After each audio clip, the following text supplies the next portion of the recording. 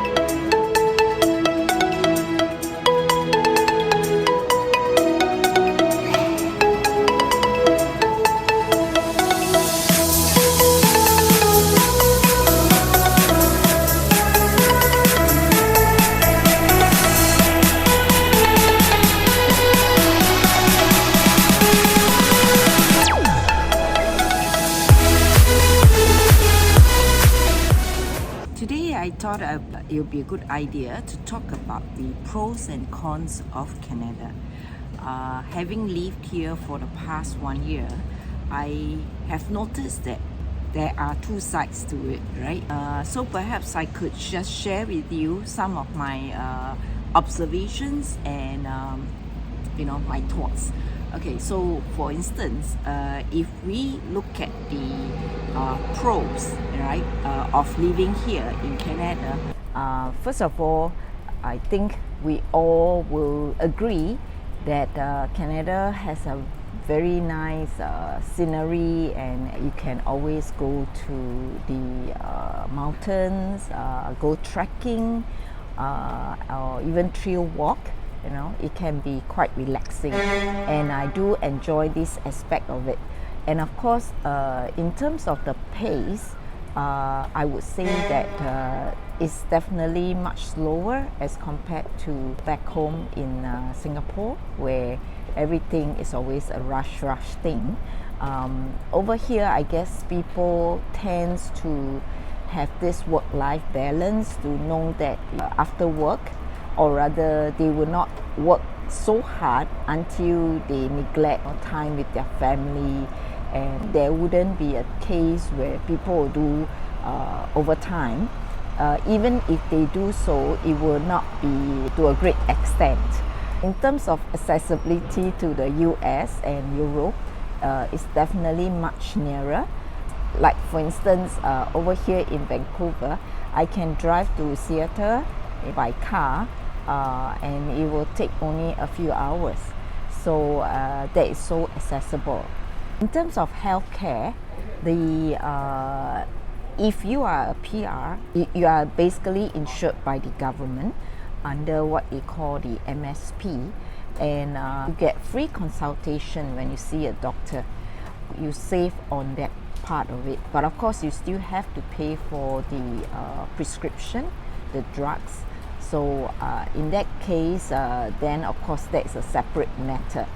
I think the other part I would say is the fact that people are not so status conscious, meaning that they will not base on your work title to determine your worth. They will not even ask you what you work as the first question. Unlike in Singapore perhaps, or even in Asia, we tend to ask what does a person work as, and then from there we kind of have a thought about where this person stands, right, in terms of their status. But over here, you can be a bus driver, you can be a janitor. Nobody is going to give you a second look and say that this person is of a lower status. So that is something admirable, which I think we should carry it wherever we go. In terms of the disadvantages or the cons of being here in Canada when it comes to transportation, to just travel, if you do not drive, it can be quite difficult, or rather it will take a longer time for you to travel, and that also means that you have to, they go by per trip, so even if it's a short trip, you have to pay something like $2.55 per trip. It can be just a few stops and you have to pay $2 and usually it's not within walking distance. Of course it depends on where you stay, but never so accessible as compared to, say, Singapore, right, where we can just walk downstairs and buy a cup of coffee or get a snack. And of course over here the shops close after 6, 7, so it's not easy to find something to grab a bite as and when you want. In terms of cost, the cost of living can be pretty high. The rental cost, for instance, for a one bed room itself can cost you about $900 to $950 or even $1,000, depending on the size and the location. And also, if you are renting a 2-bedroom, it usually will range between around $2,000 to even $3,000 per month. And it's really a landlord's market, meaning that they get snapped up very fast.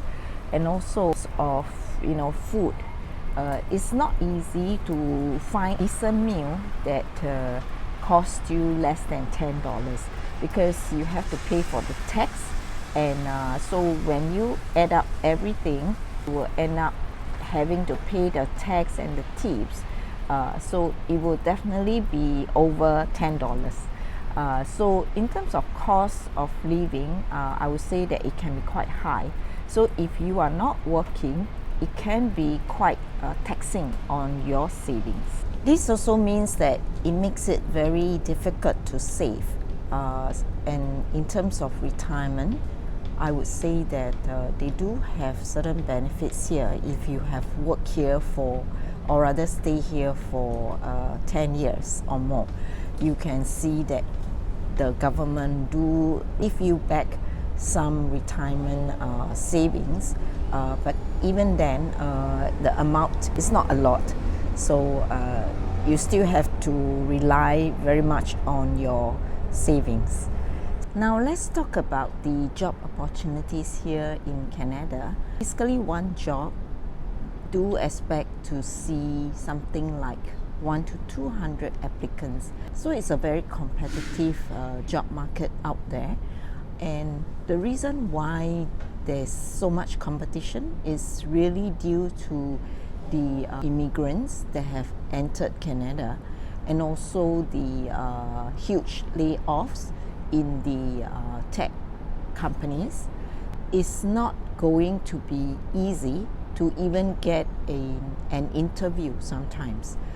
When it comes to pay, I would say that your expectations have to be lowered because the job market being so tough, a lot of them are willing to get a lower pay.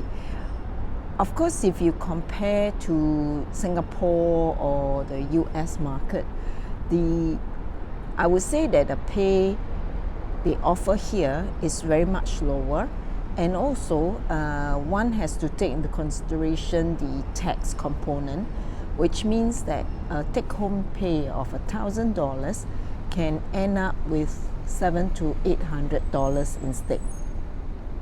It does make it more challenging to save, because after you have paid off everything, basically you are left with very little. So one has to really be very prudent in our spending. There are also certain jobs where they require you to have Canadian experience. So you may say, how do I get Canadian experience if I'm not given a chance? But unfortunately, that is the case. So if you do have referrals, meaning you have friends to recommend you. So it's good to get the word out that you are looking for a job, and you never know where the opportunity would come, where one refers to another. These are some of my thoughts and experiences. I hope that it has been useful and you can use this for consideration before coming to Canada. So do like and subscribe to my channel so that I can produce more for you.